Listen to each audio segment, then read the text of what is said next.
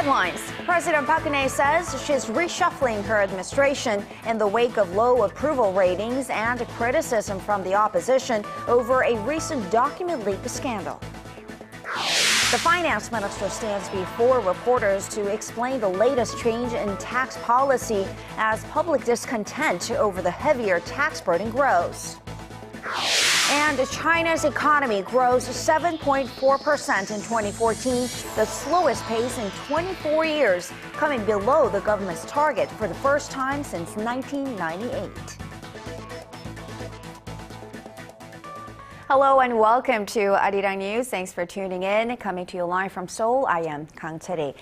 With her approval ratings hitting an all-time low, Korean President Park Geun-hye has promised to reshuffle her office to turn over a new leaf. The president also said the shakeup will help the government better carry out her economic reform plans. Our Choi Yoo-sun starts us off. President Park Geun-hye says she will soon reshuffle her staff and cabinet to sharpen her focus on revitalizing the economy in the new year. 청와대 조직도 일부 개편을 통해서 업무의 효율성을 높이고 심기일전에 일할 수 있도록 하고 지금 공석으로 있는 해양수산부 장관 등 꼭 필요한 소폭 개각을 통해서 새롭게 출발하는 계기로 삼고자 합니다. At Tuesday's cabinet meeting, she also talked about appointing special advisors who would consult with political parties in carrying out her 3-year economic innovation plan of spurring growth through reforms and streamlining red tape. President Park then reiterated what she said at her New Year's press conference, that this year will offer the Korean economy a final chance to recover and make a leap forward.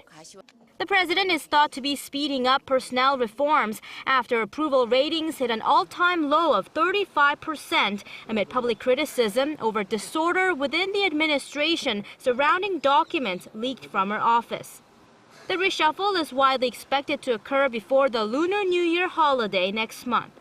Before starting Tuesday's cabinet meeting, President Park, in an attempt to contain criticism about her lack of communication with officials, had a brief but formal tea time with the cabinet for the first time since she took office 2 years ago. Choi Yoo-sun, ARIRANG News. Many salaried workers here in Korea are not so happy about the country's tax law revisions, saying that they now have to pay more taxes. So much so that the finance minister had to come out and defend the revisions. Hwang Ji has the details.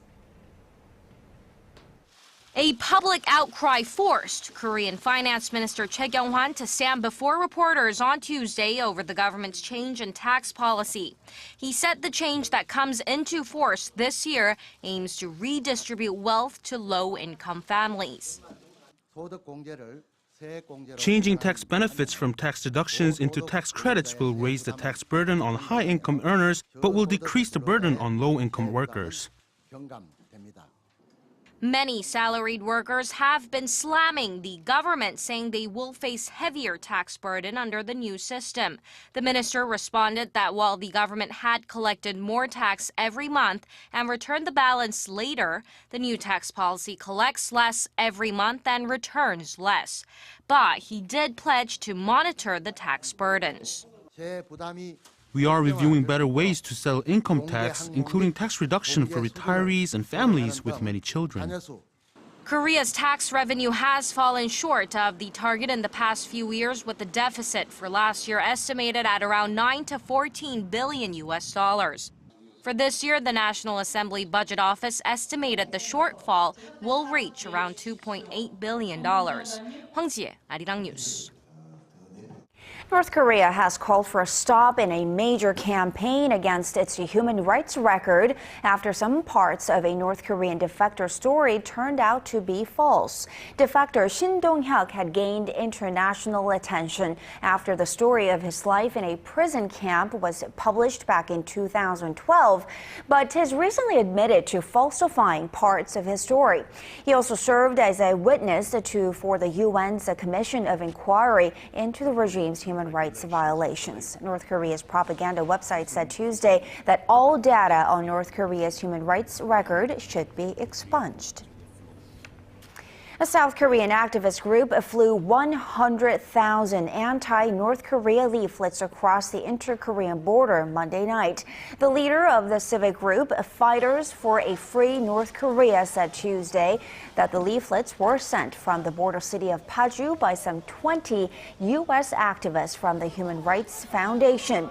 However, they did not send DVDs of the film, The Interview, a comedic movie about an assassination plot against North Korean leader Kim Jong-un. But the South Korean activists did threaten to launch these DVDs if Pyongyang does not accept Seoul's offer for talks. U.S. intelligence apparently has been tapping into North Korea's computer networks to track down North Korean hackers long before the North hacked into Sony Pictures, allegedly. If this is true, then some are asking, why wasn't it able to prevent the hack attack on Sony? Our Kim Hyun-bin tells us more. The U.S. National Security Agency has exploited North Korea's computer systems since 2010 in a top-secret cyber operation conducted with the help of South Korea and other U.S. allies. A report published in the New York Times on Monday says the American spy agency probed Chinese networks that connect North Korea to the outside world, getting direct access in the north.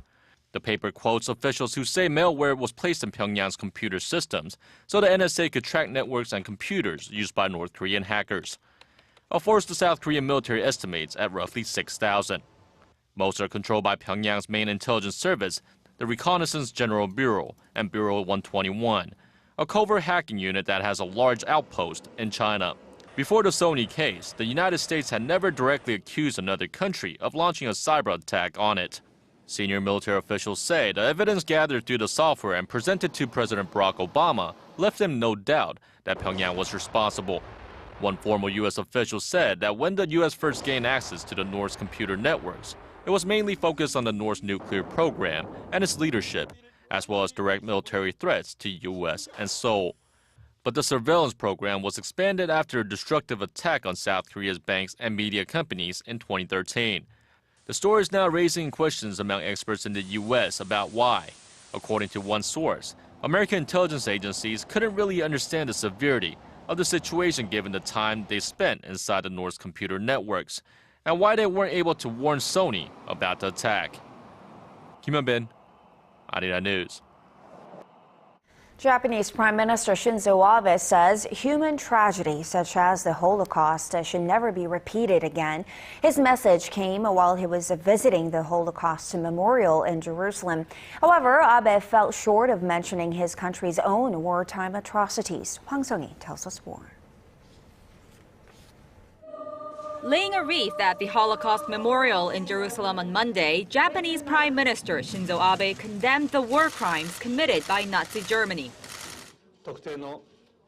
Today, I learned how merciless humans can be by singling out a group of people and making them the object of discrimination and hatred. Abe recalled Chinue Sugihara, a Japanese diplomat who saved thousands of Jews during World War II.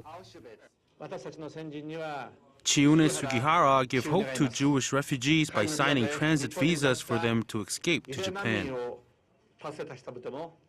A senior Japanese foreign ministry official said the message was to cover Abe's overall diplomacy for this year, which falls on the 70th anniversary of the war's end. But Abe made no mention of Japan's own wartime atrocities, such as its sexual enslavement of some 200,000 women, many of whom were Korean. Such acts are seen as part of Abe's efforts to dispel international misgivings that he's trying to revise history. Korea and China, the major victims of Japan's militaristic past, continue to call on Tokyo to issue a sincere apology for its past wrongdoings. While Tokyo's relations with its neighbors remain at a historic low, all eyes are on the so-called Abe statement to be issued in August, which is expected to express Japan's remorse over the war. Hwang Sung-hee, ARIRANG News.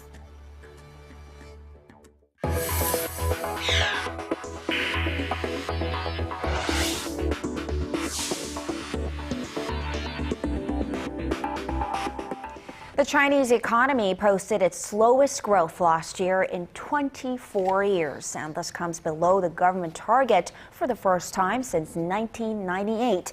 But the world's second largest economy is not alone when it comes to weak economic growth. Shin Se-min has more. China registered its lowest economic growth in 24 years, expanding just 7.4% last year. Although it missed a government target by just 0.1 of a percentage point, it was the first time in 16 years the economy had missed the target.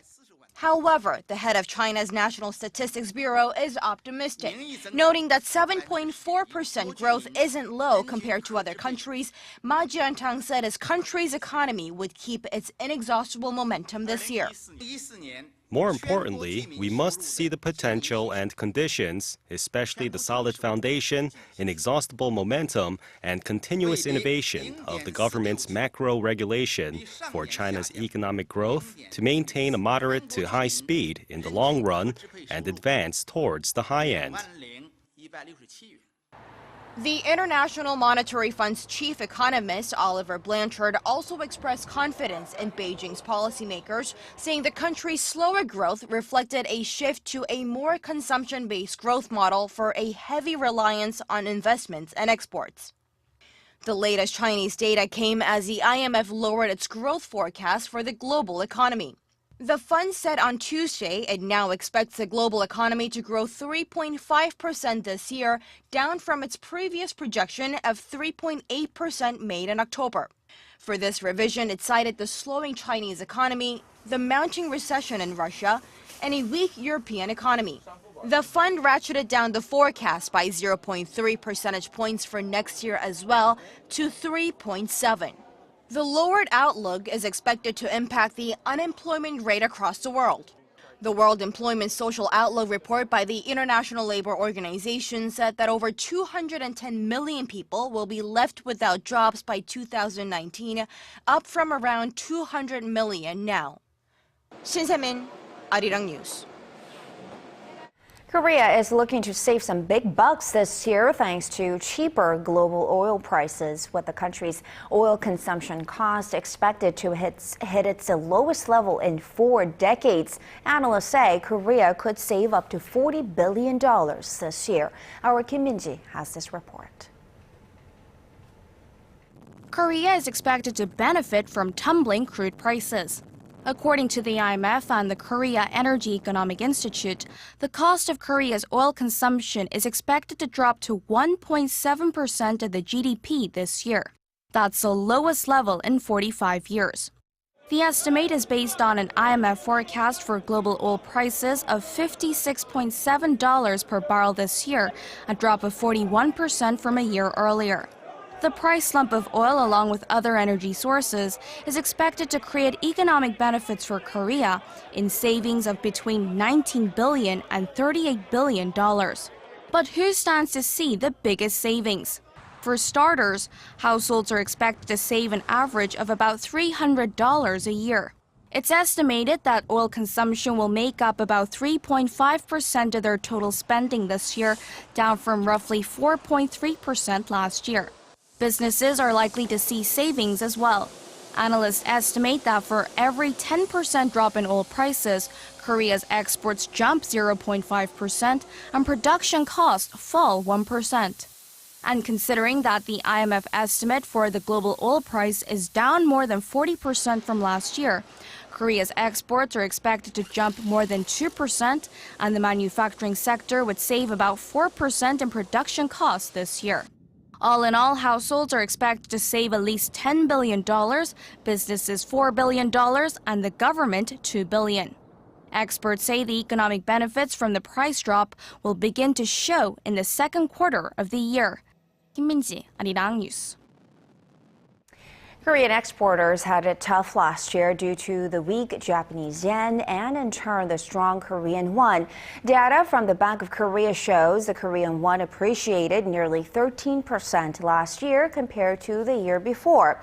The average 1 yen rate in 2014 came in at 997 to 100 yen. This is the first time for this pair to go below the 1,000 Korean won level. Compared to the U.S. dollar, meanwhile, the won did give up 4%, but the downside limited by Korea's strong current account surplus. It's time now for part 2 of our 5-part series of Korean startup series. Today we focus on one specific startup in the food delivery business that's broken new ground, I would say. Our Kim Ji-yeon tells us more about the secret behind their success. A number of apps have popped up in recent years, enabling users to order food without ever making a phone call. One of these is 배달민족 by a startup company called Ua Brothers, and it's getting a lot of attention. The app, launched in 2010, is known for its user-friendly mobile platform.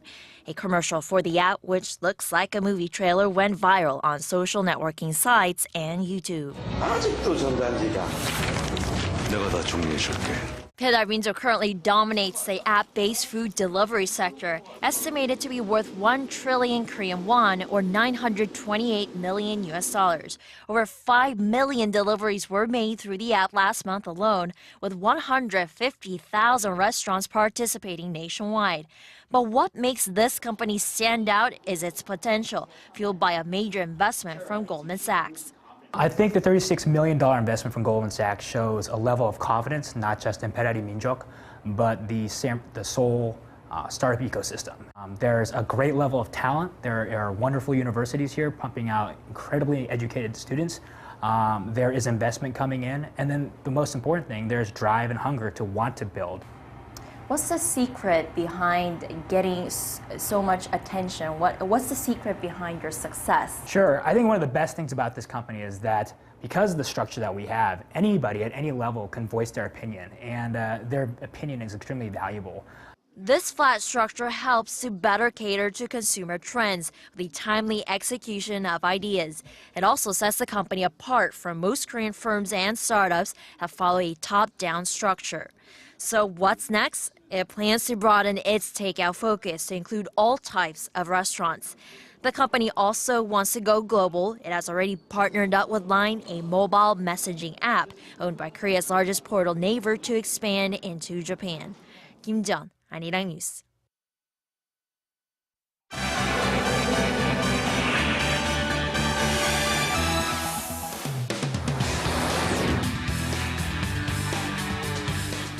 Islamic State militants are threatening the lives of 2 Japanese nationals in a newly released video unless Tokyo pays a ransom worth $200 million US. And to tell us more about this story and others, Paul Lee is joining us from the News Center. Paul, the Japanese government has issued an official response to this video. What did they have to say?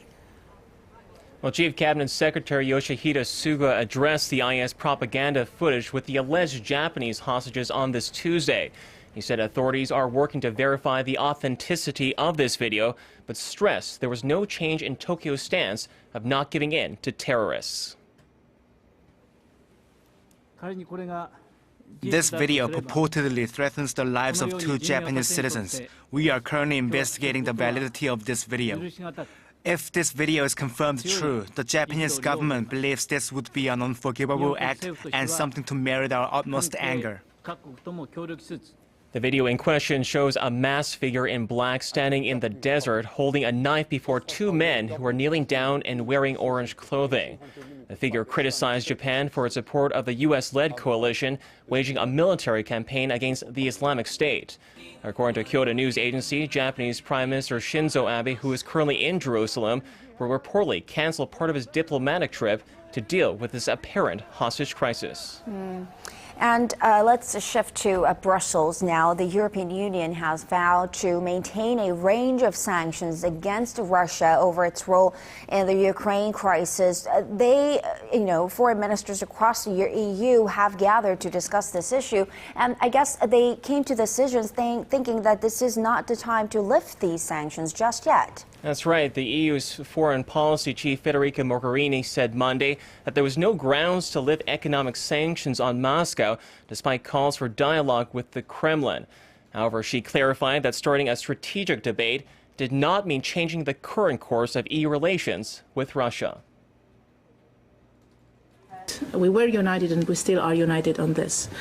Our relations with Russia can only change if and when, I hope when, but at the moment it's if, commitments that were taken in Minsk are implemented. And let me say that the latest developments on the ground are definitely not encouraging, rather the contrary. Mogherini was referring to the intensifying violence in eastern Ukraine between government forces and pro-Russian separatists, despite that ceasefire reached last year. European observers warned the security situation was rapidly deteriorating and that the greatest concern was for civilians trapped in the crossfire. Now let's check in on the global economy and let's talk about dropping global oil prices. I mean, earlier in the program, in a report, we were talking about how Koreans are set to save some big bucks because of this drop in oil. And financial markets are bracing for further drops to already low oil prices. But now Iran has come out to say that this industry is healthy enough to withstand this dramatic drop. And tell us more about this message coming out of Tehran. Well, Iran's oil minister has stressed an extended period of low prices does not pose a threat to his country's oil industry. He even said Iran will be fine if prices drop to as low as $25 a barrel. According to Iran's state-run Fars news agency, Bijan Zananeh made the comments during a conference in Tehran on Monday. He added that his government sees no sign of a shift within OPEC towards action to support raising oil prices. Prices of crude have tumbled nearly 30% since OPEC made its decision late last year to keep production unchanged at 30 million barrels a day. The slowing global economy is struggling to absorb that figure, especially as U.S. shale oil producers maintain a steady output. As a major oil producer itself, Iran is pushing hard for OPEC not to hold an emergency meeting to address falling prices. The group's next scheduled meeting is set for June 5th.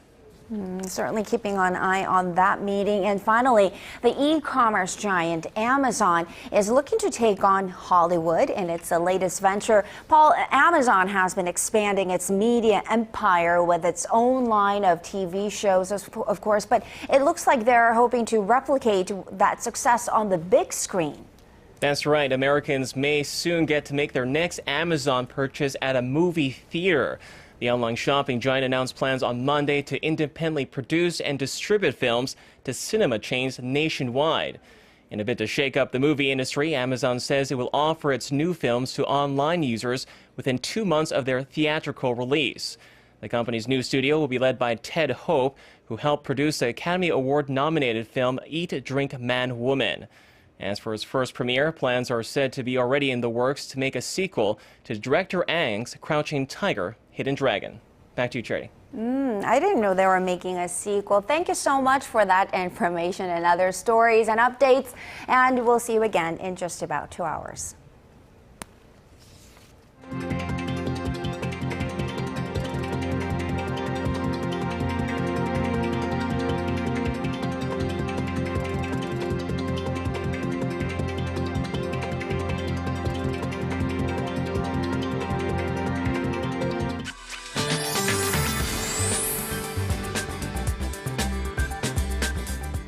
Hello and welcome. I'm Kim Bo-kyung with your weather forecast. Today is Daehan here in Korea, which is one of the seasonal indicators marking the coldest day of the season. However, earlier today, numbers rose higher than seasonal average norms. And it looks like at the moment clouds are moving in. And as for tomorrow, snow or showers are in store nationwide. Rainfall should begin down south later tonight and spread to most regions by tomorrow morning. So make sure to have an umbrella for your morning commute. On to Wednesday's readings. Seoul makes it to 6, Gwangju 7, Busan hits 10. On to other regions. Daejeon hits 7, Jeju 10, Dokdo 8, Mount Kumgang -2. That's all the updates I have for you now, and here's a look at the international weather.